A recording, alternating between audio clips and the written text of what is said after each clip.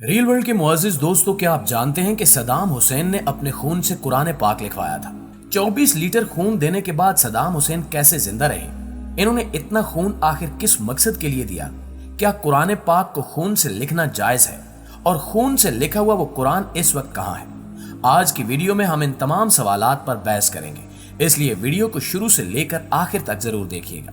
اور اگر آپ ہمارے چینل پر نئے ہیں تو ہمارے چینل کو سبسکرائب بھی کر لیجئے تاکہ ہر نئی معلوماتی ویڈیو آپ تک بلا تاخیر پہنچتی رہا کرے۔ تو آئیے چل کر موضوع کا باقاعدہ آغاز کرتے ہیں۔ معزز خواتین و حضرات، 1990 کی دہائی کے آخر میں صدام حسین نے ایک عجیب و غریب درخواست کے ساتھ ایک خطاط سے رابطہ کیا۔ ان کی خواہش تھی کہ وہ قرآن کی ایک ایسی کاپی تیار کروائیں جس میں سیاہی کی جگہ ان کا خون استعمال کیا جائے۔ اس کہانی کے مطابق 2 سال کے عرصے تک ہر ہفتے صدام حسین پورے شوق اور جذبے کے ساتھ ایک مخصوص نرس کے پاس جاتے، جس کا کام محض یہ تھا کہ وہ صدام حسین کے بازو سے خون نکال کر اسے جمع کرتی جاتی، اور جب قرآن لکھنے کا آغاز ہو تو وہ نرس اس خون کو ماہرین کے حوالے کرتے۔ اسی دوران صدام حسین اپنا طبی معائنہ بھی کرواتے رہے تاکہ انہیں صحت کا کوئی مسئلہ درپیش نہ ہو۔ صدام حسین کے قریبی لوگوں کے مطابق اس دوران صدام حسین اپنی خوراک پر بہت زیادہ توجہ دیا کرتے تھے۔ وہ کچھ ایسا کھاتے تھے جس سے ان کے خون میں اضافہ ہو جاتا تھا، اور ان کی اس خوراک کا علم آج تک کسی کو نہیں ہو سکا، مگر اس کام پر اٹھنے والے اخراجات کے ساتھ ساتھ دیگر بہت سی تفصیلات بھی متنازع ہیں۔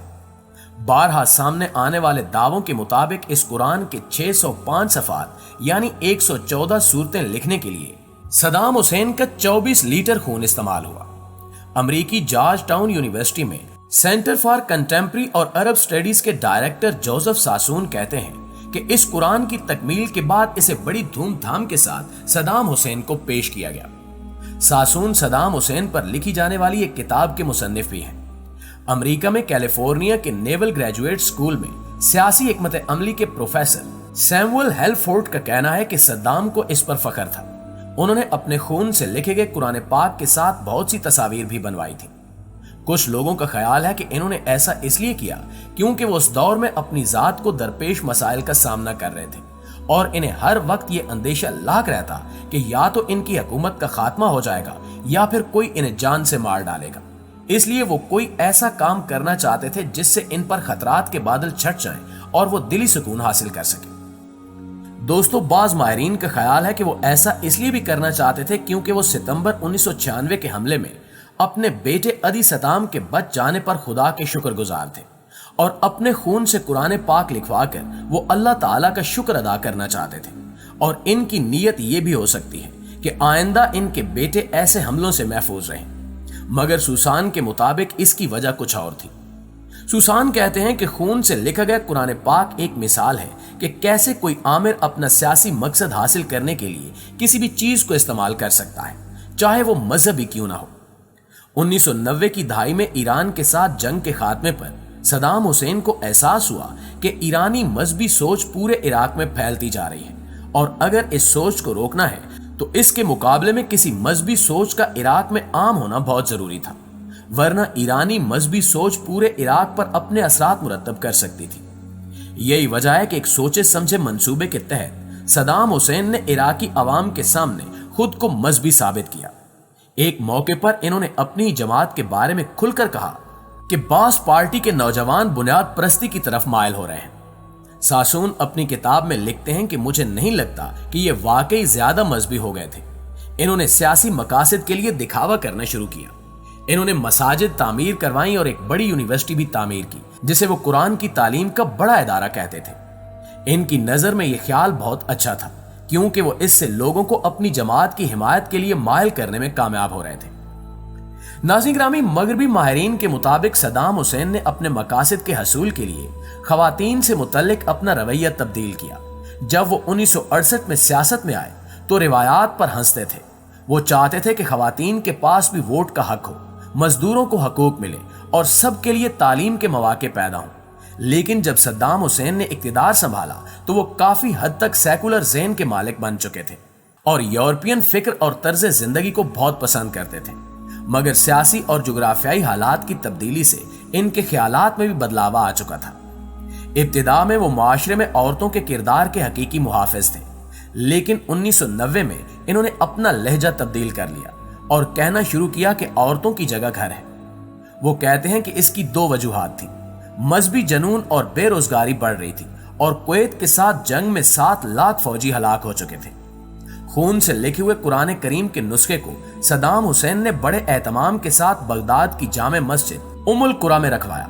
ये मस्जिद भी सदाम हुसैन ने खुद बनवाई थी, जिसका शुमार दुनिया की बड़ी मसाजिद में होता है। इस मस्जिद में अलग अलग सफात को रखा गया। माहिरीन के मुताबिक सदाम हुसैन के खून में कुछ दीगर केमिकल्स भी मिलाए गए ताकि खून को स्याही की तरह इस्तेमाल किया जा सके। इराक में अमरीकी कब्जे के बाद इस कुरान को भी हुकूमती तहवील में ले लिया गया।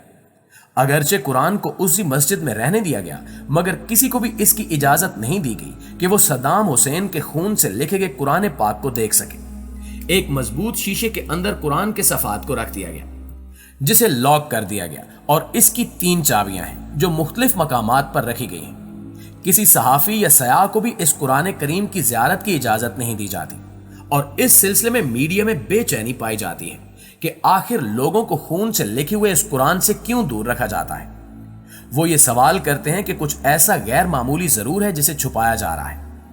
बाज लोगों का कहना है कि अमेरिका नहीं चाहता कि सदाम हुसैन की किसी भी यादगार को अवाम के सामने पेश किया जाए, क्योंकि इस तरह अवाम में इनकी मकबूलियत और हमदर्दी में इजाफा हो सकता है। दोस्तों, अब सवाल ये पैदा होता है कि खून हराम है और अगर कपड़ों पर खून लग जाए तो कपड़े पाक नहीं रहते और इस हालत में नमाज भी अदा नहीं हो सकती। अगर खून निजस है तो इससे कुरान पाक को लिखवाना किस तरह जायज हो सकता है? उलमा ने सदाम हुसैन के इस इकदाम को नामुनासिब करार दिया है।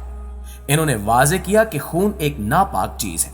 नापाक चीज से कुरान का लिखना किसी तरह से जायज नहीं। वजू के बगैर कुरान पाक को छूने तक की इजाजत नहीं है। इसलिए यह कैसे हो सकता है कि कोई अपने खून से कुरान को लिखवाए? इसलिए सदाम हुसैन के इस अमल को उलमा ने तनकीद का निशाना बनाया। मजीद ये कि दौरे नबी सल्लल्लाहु अलैहि वसल्लम से लेकर सहाबा कराम और इस्लामी अहद में ऐसी कोई मिसाल नहीं मिलती कि किसी ने अपने खून से कुरान जैसी मुकद्दस तरीन किताब को लिखवाया हो।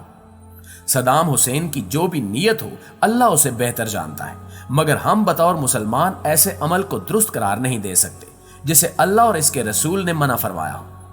अल्लाह ताला ने इस उम्मत को जो अजीम किताब कुरान करीम की शक्ल में अता फरमाई है, वो जहां नबी करीम सल्लल्लाहु अलैहि वसल्लम का एक लाफानी मौजज़ा है, वहीं तमाम इंसानों के लिए मुकम्मल दस्तूर और मंशूर भी है। इसमें अल्लाह ताला ने तमाम चीजों को बयान किया। इस लारैब कलाम में कौमों के अरूज और फरमाबरदारियों के इनामो इकराम को और नाफरमानों के अंजाम बद को, जन्नत की नेमतों को और जहन्नुम की तकलीफों को और कामयाबी के रास्तों को और नाकामी के कामों को तफसील से बयान किया गया है। जी तो दोस्तों, ये थी आज की वीडियो कैसी लगी कमेंट करके हमें आगाह जरूर कीजिएगा। ऐसी मजीद वीडियोस देखने के लिए हमारे चैनल को सब्सक्राइब भी कर लीजिए। आज के लिए बस इतना ही। मिलते हैं एक और नई इंटरेस्टिंग वीडियो के साथ। तब तक के लिए अल्लाह